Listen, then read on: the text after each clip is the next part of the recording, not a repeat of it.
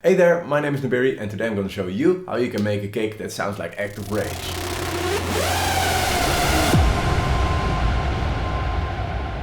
It feels really great to be recording a tutorial again, with this little drop over here.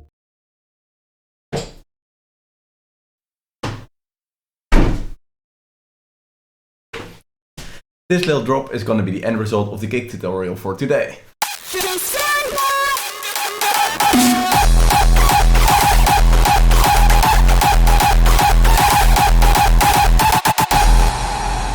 This whole kick was quite easy to make. As you can see, it was only like 3 steps, but we're doing quite some layering to make it a little bit more full. But what I did is I took 2 old layers, 1 punch and 1 till, and I just combined them into something new. Let me show you how I did that, and I'm gonna kick this off with a really great tip in the beginning already.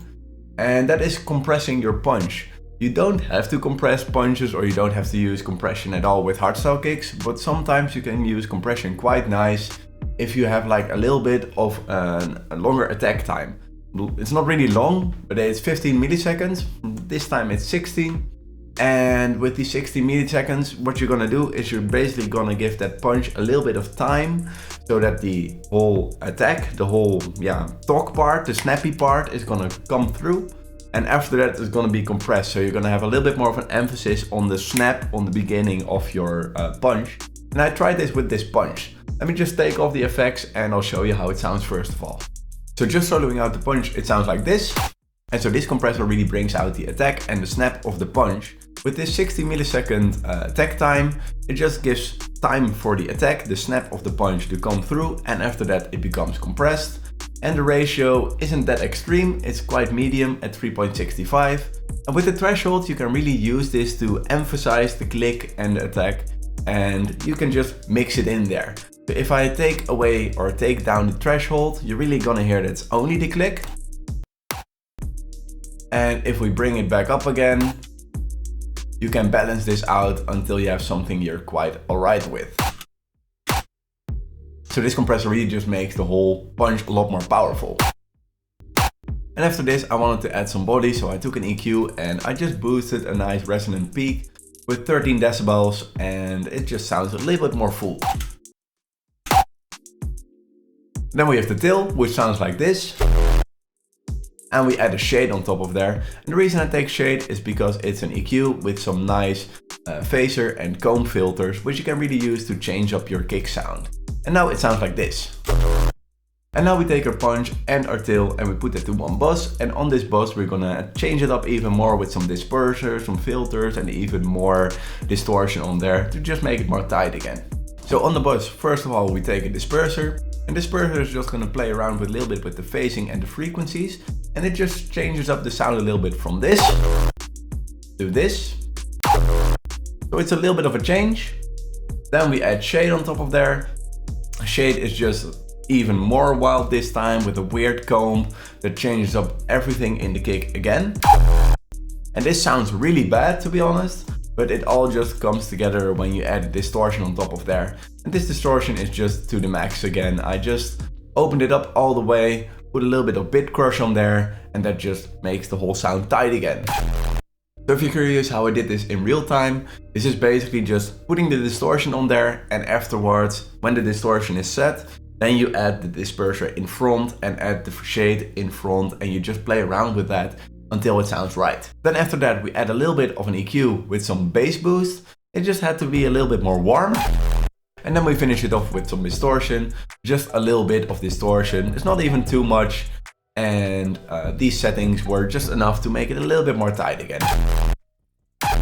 Sometimes adding these tiny bits of distortion at the end just really help putting everything together again. And just another short tip, if you want to build more of an active rage type of vibe for your drops, I suggest that you use triplet rhythms instead of normal rhythms, just because he's often doing that in his tracks as well. If you don't know what triplet rhythms are, it's basically just cutting one count, so one kick, cutting that up in 3 parts instead of 4, like a normal rhythm. So we've exported our kick and we took our punch and our till and put those in separate channels. And right now, first thing we're gonna do is finish our punch. So on the punch, we added just a tiny bit of highs and we added another compression, which would add a little bit more snap again. And this time it's with 14 milliseconds of attack. Now this club kick layer really has nothing weird to it, it's just taken from kick 2. And now we route both of these sounds to a bus again to just glue them together a little bit more. So I did that with an EQ, boosting them both in the same regions.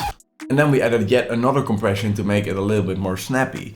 For this kick I really struggled with the punch, and in the end I even added this click layer, but I didn't have this yet. So that's why I added yet another compression which boosts the click. So just because I did this 3 times this time, it just shows you that you can do this. But if you do this properly, you don't have to do this 3 times. You can just also add a click layer, or you can do it maybe once at the end of your punch.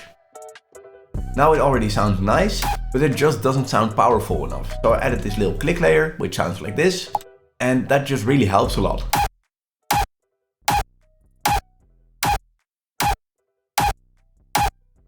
And now all that's left is finishing the tail, and that just was way too easy. We have our export over here, and that's just a clean export from the distortion that we had earlier. And all that we add is this nice warm sub layer. And this sub layer is basically just a sine wave like this with some noise and just a tiny bit of distortion. Not even putting this all the way, so that it's nice and crunchy but not too distorted. Adding this with the right phasing just really helps making a more warm and full sound for our tail. Now we've routed those layers to a bus, and we didn't even do anything on there just because it works already. It's quite a nice tail. We added a nice reverb layer as well from the punch, and all that's left to do is just distorting and limiting a little bit so that it's more powerful. So on our master chain or master output for the kick, we have a distortion, which is quite extreme. I wanted to try distorting instead of limiting for once, and that already takes it from this to this. So it's a lot more tight already, and we just add a little bit of highs again with some EQ. And after that I finish it up with a little bit more limiting to just make it more powerful.